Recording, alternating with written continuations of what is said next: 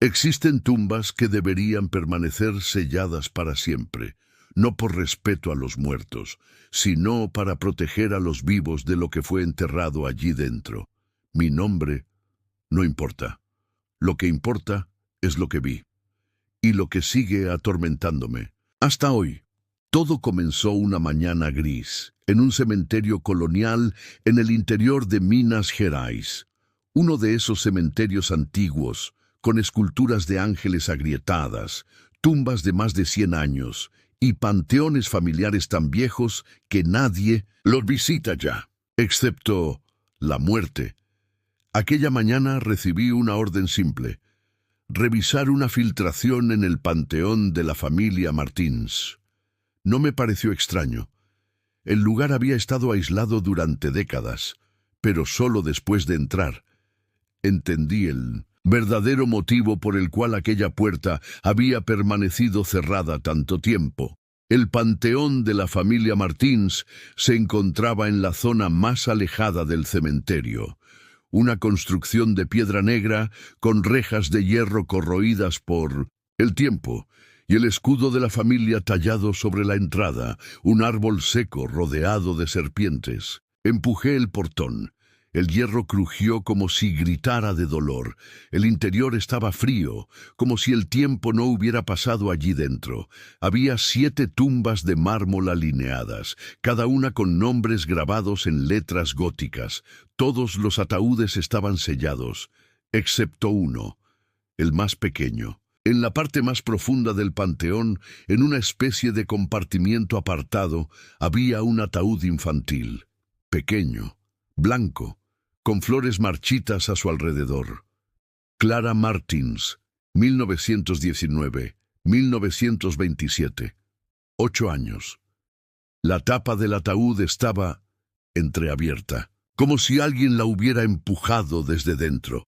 Me incliné lentamente. Mi corazón latía con fuerza. La linterna temblaba en mi mano. Y entonces vi algo que heló mi sangre. No había cuerpo. Solo una muñeca antigua con el rostro de porcelana agrietada y los ojos cosidos con hilo negro.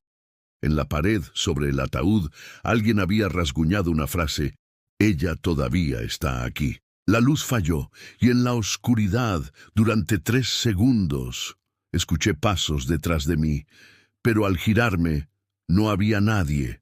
Solo el sonido apagado de risas infantiles que parecían provenir de dentro de las paredes.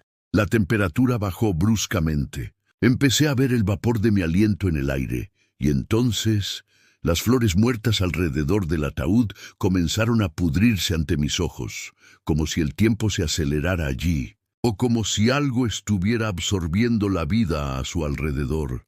Un viento inexplicable recorrió el pasillo del panteón, pero no había ventanas en ese lugar. Las velas sujetas a las paredes se apagaron una por una, como si una presencia se estuviera acercando, hasta que la vi, en un rincón apoyada contra la pared. Había una niña, vestido blanco sucio, cabello cubriéndole el rostro, y los pies descalzos, cubiertos de tierra. No se movía, pero respiraba, suave, lento, como si durmiera.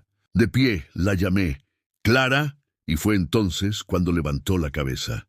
No tenía ojos, solo cuencas negras por las que escurría sangre seca. La boca estaba cosida con el mismo hilo negro de la muñeca. Aún así, sonrió. Pero no era una sonrisa humana. Era demasiado amplia, extendida hasta las orejas, y de ella emanaba un sonido como un susurro de muchas voces al mismo tiempo. Entonces avanzó, no caminó, se deslizó. Como si flotara, grité. Corrí por el pasillo del panteón intentando alcanzar la salida, pero la puerta había desaparecido. El panteón estaba sellado, como si nunca hubiera tenido entrada. Las paredes comenzaron a gotear sangre. Los nombres de las lápidas desaparecieron, sustituidos por una sola palabra: Clara. Ella me estaba rodeando, atrapándome allí dentro. Yo estaba dentro de la tumba con ella. No recuerdo cómo logré salir, quizás desmayé o alguien me sacó. Solo sé que desperté fuera del panteón con la mano sangrando y la muñeca en mis brazos. Pero yo nunca había entrado allí con esa muñeca. Me llevaron al hospital. Diagnóstico, crisis nerviosa, alucinación. Pero al día siguiente ordenaron sellar nuevamente el panteón. Y nadie volvió a hablar de ello. Nadie, excepto la anciana que apareció días después. Vestía de negro, caminaba con dificultad. Se presentó como la última descendiente de la familia Martins y me dijo, mirándome a los ojos con una voz casi apagada, Clara no murió, nació muerta, y aún así siguió creciendo allí dentro. Hasta hoy escucho risas por la noche. A veces veo pequeñas huellas de tierra cerca del portón, y en el fondo de mi alma lo sé. Ella nunca salió de allí, solo está esperando a alguien. Alguien lo suficientemente curioso para entrar. Así que, si algún día vas al cementerio y encuentras un panteón antiguo con una flor marchita frente a él, no entres, no llames, no intentes saber quién fue Clara, porque ella todavía está aquí y odia ser olvidada.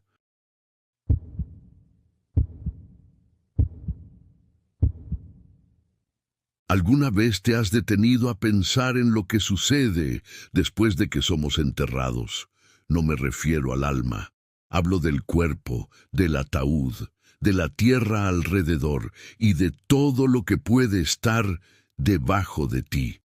Trabajé durante 18 años como sepulturero y aprendí que existen secretos que solo quienes cavan lo suficientemente profundo descubren. Secretos que la tierra esconde, que la piedra guarda y que el silencio del cementerio intenta enterrar con cada palada de tierra. Hoy voy a contarte sobre la tumba más antigua que vi abrirse, por sí sola. Pero antes de comenzar, te daré una advertencia sincera. Después de esta historia, nunca volverás a pasar por un cementerio. De la misma forma, era un jueves cualquiera. Cielo nublado, aire húmedo y un viento que soplaba como si susurrara mi nombre entre los cipreses. La llovizna lo hacía todo más pesado, más lento.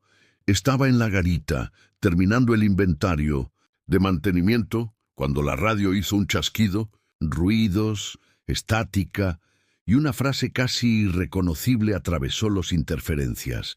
Sector 4. Verifique. La tumba. La voz sonaba distorsionada, como si alguien hablara con la garganta llena de tierra. Tomé mi linterna, me puse el abrigo grueso y caminé por los senderos de grava entre tumbas antiguas cubiertas de musgo. No había luna, ni búhos. Todo el mundo parecía suspendido. Llegué al sector 4, la parte más antigua del cementerio. Allí las tumbas datan de finales del siglo XIX, nombres borrados, símbolos extraños en las lápidas y algunos entierros sin fecha, solo con la inscripción, aquí reposa lo que no debe ser despertado. Entonces lo vi, una tumba aislada, pegada al muro de piedra, estaba abierta, pero no de la forma habitual, como cuando alguien excava con una pala. La tierra había sido empujada desde dentro hacia afuera, creando montículos esparcidos como si algo hubiera salido arrastrándose. La tapa del ataúd, partida en dos, y la lápida, de piedra oscura, caída al lado, rota por la mitad. El nombre aún era legible, Jonathan A. Hawthorne, 1871-1912. Un nombre que jamás había visto en los registros. Ninguna visita, ninguna vela, ninguna flor. Me acerqué despacio. Cada paso se hacía más difícil. El aire estaba denso, como si la propia atmósfera alrededor de la tumba estuviera envenenada. Apunté la linterna dentro de la fosa. Esperaba ver un ataúd vacío, o tal vez un animal, pero no había nada. Solo un agujero oscuro, profundo, mucho más de lo que debería ser. Como si esa tumba llevara hasta el centro de la tierra. Entonces lo escuché. Una respiración que venía desde el interior de la fosa. No era viento, ni sonido de hojas. Era un sonido humano, pero enfermo, húmedo, como si cada inspiración absorbiera barro dentro de los pulmones. Me quedé paralizado. La luz de la linterna comenzó a fallar, a parpadear, y en el breve instante de oscuridad entre los destellos, vi algo moverse ahí dentro, algo con forma, algo que me estaba mirando. La luz volvió por un instante, y fue suficiente para ver un rostro, pero no era humano. Era gris, reseco, con la piel estirada y agujereada por gusanos, los ojos hundidos y negros. Y en el centro de la frente había un símbolo tallado, como si alguien lo hubiese marcado al rojo vivo. Sonrió, y esa sonrisa me dejó sin aliento. Era un agujero negro, sin dientes, sin lengua, solo un vacío oscuro, de donde escuché susurros provenientes de su interior, susurros de voces que hablaban lenguas que no reconocía, como si varias bocas hablaran al mismo tiempo, desde dentro de la cabeza de algo que nunca fue humano. En ese momento lo sentí, algo agarró mi tobillo. No era una mano, era una garra, delgada, ósea, fría como el hielo. Se clavó en mi carne como si intentara arrastrarme. Grité, caí de espaldas. Sentí el aire escaparse de mis pulmones, pero antes de que esa cosa me arrastrara, la linterna parpadeó una última vez y retrocedió. Desapareció en la oscuridad del agujero, como si hubiese sido succionada de vuelta por algo aún más profundo. Corrí. Ni siquiera recuerdo cómo llegué de vuelta a la garita. Cerré las puertas, atrancadas todas las ventanas, y me quedé allí, temblando, mirando hacia el fondo del cementerio. A la mañana siguiente fui hasta la tumba con el encargado, pero no había señal de nada. La tumba estaba intacta, la lápida erguida, la tierra lisa. Sin rastros de movimiento, miré al encargado esperando que me dijera que estaba loco, pero solo murmuró: «Tú también lo viste, ¿verdad? Ya es el tercero que sale», y se fue, dejándome solo. Desde aquella noche no tengo paz. Todas las madrugadas, exactamente a las 3:17, escucho algo, un golpe sordo allá afuera.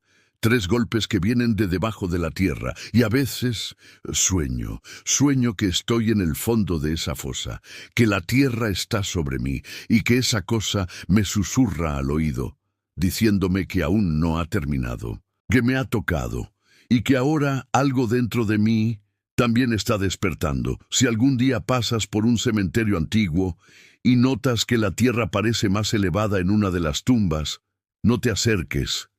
No mires y, sobre todo, nunca escuches la respiración.